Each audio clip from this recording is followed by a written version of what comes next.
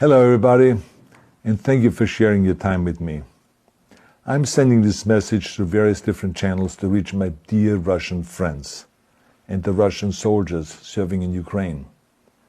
I'm speaking to you today because there are things that are going on in the world that are being kept from you, terrible things that you should know about.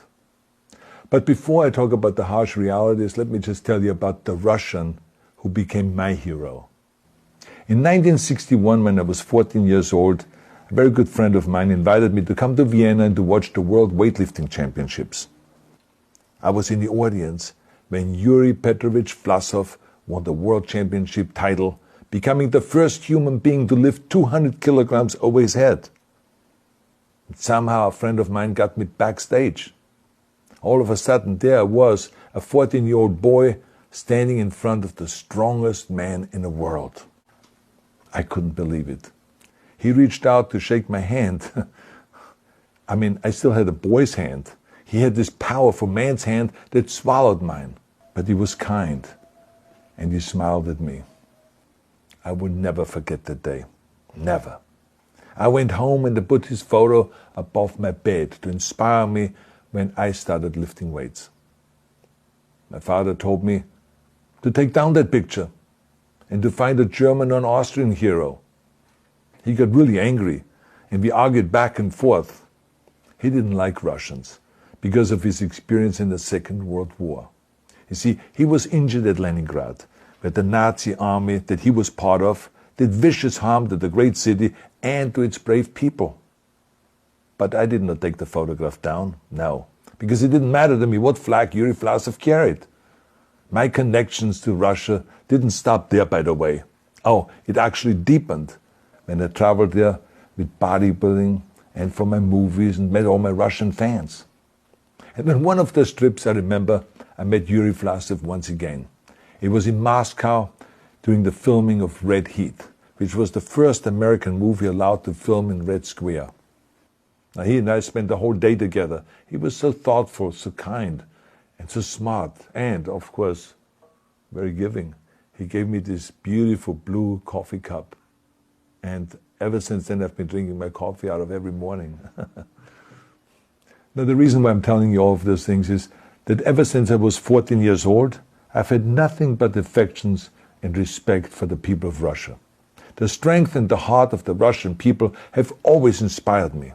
And that is why I hope that you will let me tell you the truth about the war in Ukraine and what is happening there. No one likes to hear something critical of the government, I understand that. But as a longtime friend of the Russian people, I hope that you will hear what I have to say. And may I remind you that I speak with the same heartfelt concern as I spoke to the American people when there was an attempted insurrection on January 6th last year, when a wild crowd was storming the US Capitol, trying to overthrow our government. You see, there are moments like this that are so wrong, and then we have to speak up. And this is exactly the same with your government. I know that your government has told you that this is a war to denazify Ukraine. Denazify Ukraine? This is not true. Ukraine is a country with a Jewish president, I might add, whose father's 3 brothers were all murdered by the Nazis. You see, Ukraine did not start this war. Neither did nationalists or Nazis. Those in power in the Kremlin started this war. This is not the Russian people's war. No. As a matter of fact, let me tell you, what you should know is that 141 nations at the UN voted that Russia was the aggressor and called for it to remove its troops immediately. Only 4 countries in the entire world voted with Russia. That is a fact. See, the world has turned against Russia because of its actions in Ukraine. Whole city blocks have been flattened by Russian artillery and bombs, including a children's hospital and a maternity hospital. 3 million Ukrainian refugees, mainly women, children, and elderly, fled their country, and many more are trying to seek to get out. It is a humanitarian crisis. Because of its brutality, Russia is now isolated from the society of nations. You're also not being told the truth about the consequences of this war on Russia itself. I regret to tell you that thousands of Russian soldiers that have been killed. They have been caught between Ukrainians fighting for their homeland and the Russian leadership fighting for conquest. Massive amounts of Russian equipment have been destroyed or abandoned. The destruction that Russian bombs are raining down upon innocent civilians has so outraged the world that the strongest global economic sanctions ever taken have been imposed on your country. Those who don't deserve it on both sides of the war will suffer. The Russian government has lied not only to the citizens, but to its soldiers. Some of the soldiers were told they were going to fight Nazis. Some were told that the Ukrainian people would greet them like heroes, and some were told that they were simply going on exercise. They didn't even know that they were going into war. And some were told that they were there to protect ethnic Russians in Ukraine. None of this is true. The fact is that Russian soldiers have faced fierce resistance from the Ukrainians who want to protect their families and their country. When I see babies being pulled out of ruins, I think that I'm watching a documentary about the horrors of the Second World War, not the news of the day. Now let me tell you, when my father arrived in Leningrad, he was all pumped up on the lies of his government. And when he left Leningrad, he was broken, physically and mentally.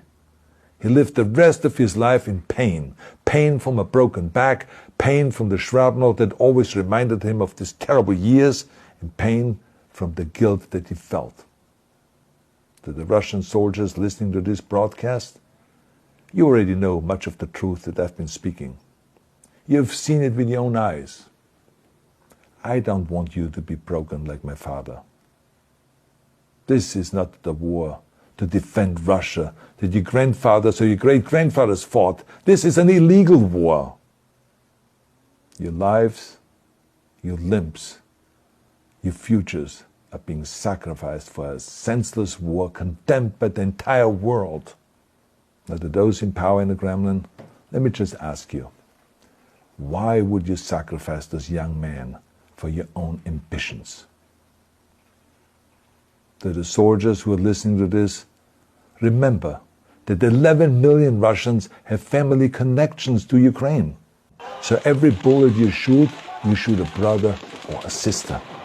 Every bomb or every shell that falls is falling not on an enemy, but on a school, or a hospital, or a home.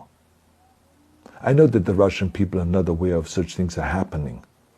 So I urge the Russian people and the Russian soldiers in Ukraine to understand the propaganda and the disinformation that you are being told. I ask you to help me spread the truth. Let your fellow Russians know the human catastrophe that is happening in Ukraine. And to President Putin I say, you started this war. You are leading this war. You can stop this war. Now, let me close with a message to all of the Russians who have been protesting on the streets against the invasion of Ukraine. The world has seen your bravery. We know that you have suffered the consequences of your courage. You have been arrested, you have been jailed, and you have been beaten. You are my new heroes. You have the strength of Yuri Petrovich Vlasov. You have the true heart of Russia. My dear Russian friends, may God bless you all.